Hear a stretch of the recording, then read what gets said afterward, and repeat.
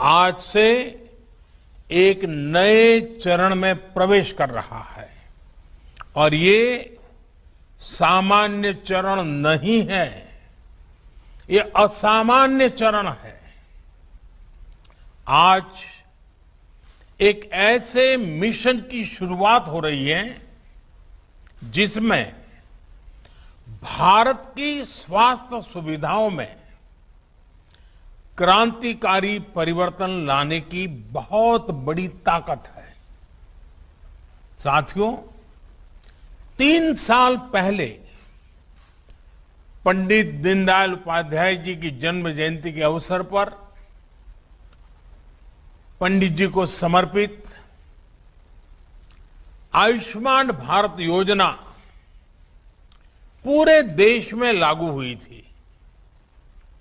मुझे खुशी है कि आज से आयुष्मान भारत डिजिटल मिशन भी पूरे देश में शुरू किया जा रहा है। ये मिशन देश के गरीब और मध्यम वर्ग के इलाज में होने वाली जो दिक्कतें हैं, उन दिक्कतों को दूर करने में बहुत बड़ी भूमिका निभाएगा।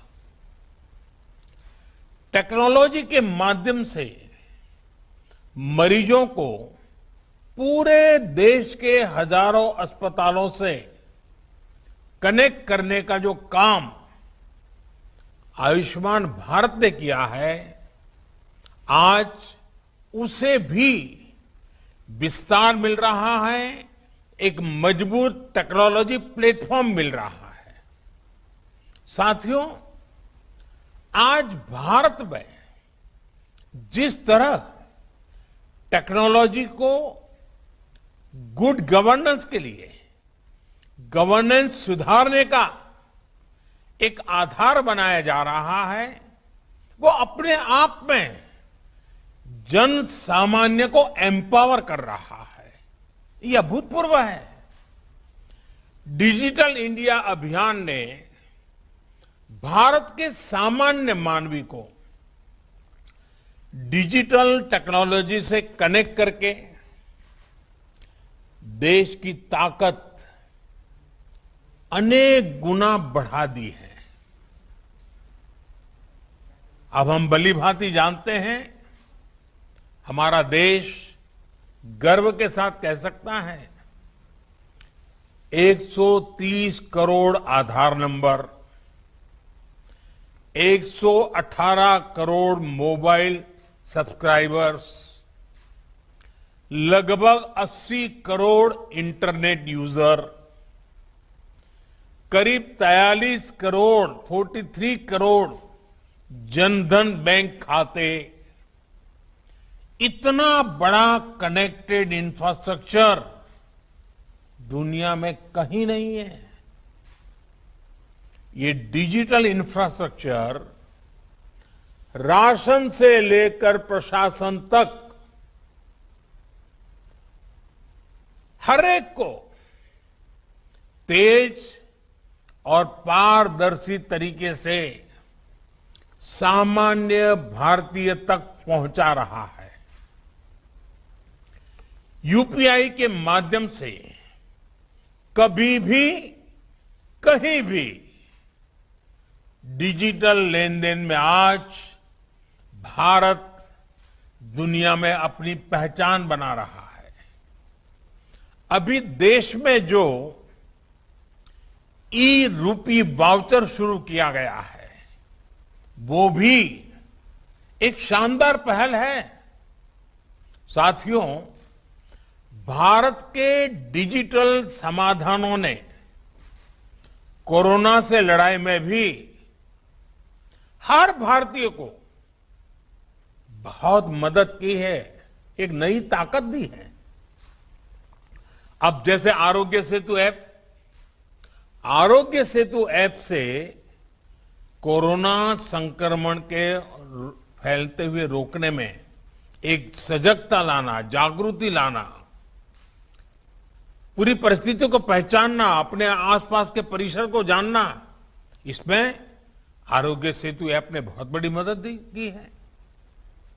उसी प्रकार से सबको वैक्सीन, मुफ्त वैक्सीन, इस अभियान के तहत भारत आज करीब करीब 90 करोड़ वैक्सीन डोज लगा पाया है और उसका रिकॉर्ड उपलब्ध हुआ है, सर्टिफिकेट उपलब्ध हुआ है। तो इसमें कोविन का बहुत बड़ा रोल है। रजिस्ट्रेशन से लेकर सर्टिफिकेशन तक का इतना बड़ा डिजिटल प्लेटफॉर्म दुनिया के बड़े बड़े देशों के पास नहीं है। साथियों, कोरोना काल में टेली मेडिसिन का भी अभूतपूर्व विस्तार हुआ है। ई संजीवनी के माध्यम से अब तक लगभग 1.25 करोड़ रिमोट कंसल्टेशन पूरे हो चुके हैं।